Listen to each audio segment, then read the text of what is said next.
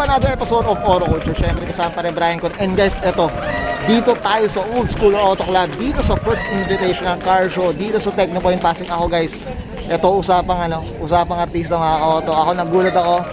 Hindi ko na wala na intro guys. Pakilala natin Sir Jericho Rosales. Okay. Boss Jericho, unang-una sa lahat, ang pogi nyo pala, sir. Sakto lang.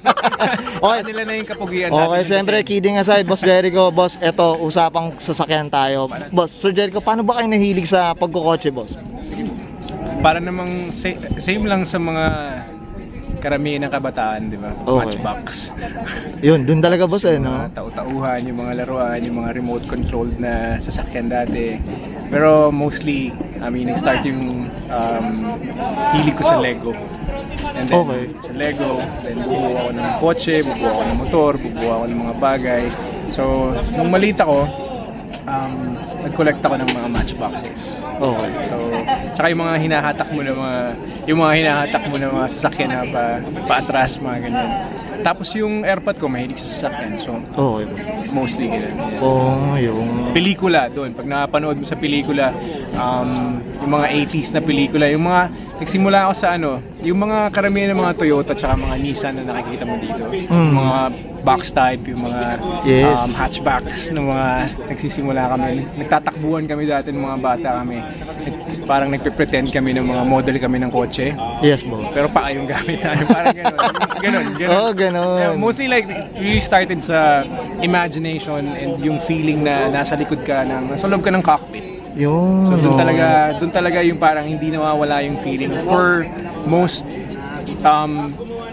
most di nila maintindihan yung hilig natin sa kotse at saka sa motor. Yes, But it's that feeling na nasa likod ka ng manibela o meron kang makina sa gitna ng dalawang legs mo. Yes, Yun parang nasa rocket, ganun. Yun, yung feeling, it's all about the feeling. Oh, yun, boss, eto, Sir Jericho. Tama, di ba? Kasi you're more into motorcycles. Motorcycles and cars talaga. Cars talaga. Dati, kumakarera rin dati, pero kasi pag mahilig ako mag-isa Okay. Sa motor, yun yung marami ako napupuntahan. Pero mahilig ako magmaneho talaga. Oh, okay. Pero boss, yung interest sa kotse ba, mas prefer mo yung old school or yung tipong 90s? Kasi may iba, karamihan ngayon, mga racing, nasa 90s, eto 80s, or ano ba? Hindi ako masyado sa Japanese, like old school Japanese racing scene. Yes, sir. Pero I had 3 or 4 65, 66, 67 Mustangs.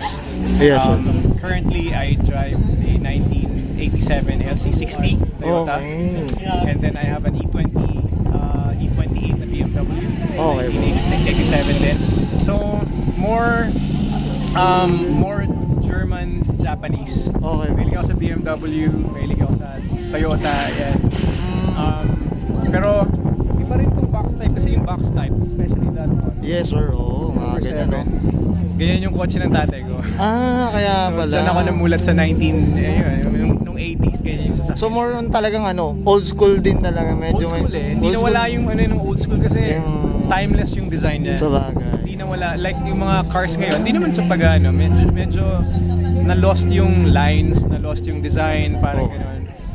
Nung 70s, 60s, 70s, and 80s, even up to 90s, I think medyo yung design mas more confident Oh, yung time na yun. Kaya hindi ako nawala dun, pati yung simplicity.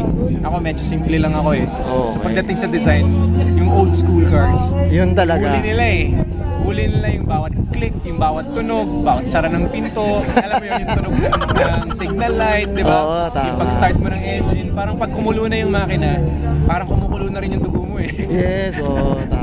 Parang ganun, yun siya. Okay, yan. Well said, Sir Jericho. Boss, eto, last question. Boss, eto, syempre sa mga car enthusiasts na mga newbies, ano bang pwede mo mabigay na, na payo sa pagkukotse, boss? Sige po. Of course, budget. Okay. Okay, you have to live, kumbaga, you have to be realistic kung ano yung budget mo. Kung nagsisimula ka and you think that 10% of your savings can go to a car, then go ahead. Diba? I mean, don't go beyond your means because especially with like old school cars, magastos. Oh. With setting up, magastos. Mags, gulong, mga pyesa, pagawa, serbisyo ng mga mekaniko, ng mga gumagawa. Hindi naman mura yan diba? Di na, Hindi naman pwede oo. lahat. Thank you, parang gano'n. Oo. Diba? So, kailangan natin supportahan yung industriya Pero number one is your budget. Number Yes. one is your lifestyle. Number two, go for something that you're kumbaga komportable ka. Komportable, yun, boss. Ano yung Yun, kailangan oo, mo, di ba? tama. Kailangan ng girlfriend mo, anak mo, misis mo, shota mo, kung sino man, o kailangan mo sa yes, trabaho, oo. parang ganyan. You have to, if you have the extra money for an extra car, then, yun. Kaya. Di ba? Parang gawin mo yun. But if you're like, mag-start ka, punta ka dun sa, para sa akin it's all about the feeling. Okay. Tumibok yung puso mo, every time mamaniway mo siya, ngumingiti ka, di ba? Kahit minsan napapakamot ka, doon ka. Kung saan ka belong, tama ba, Sir Jerry? Well, ako may kasabihan may sinusunod ako na, kumbaga, kung nasan yung puso mo, doon ka pupunta eh. Doon ka.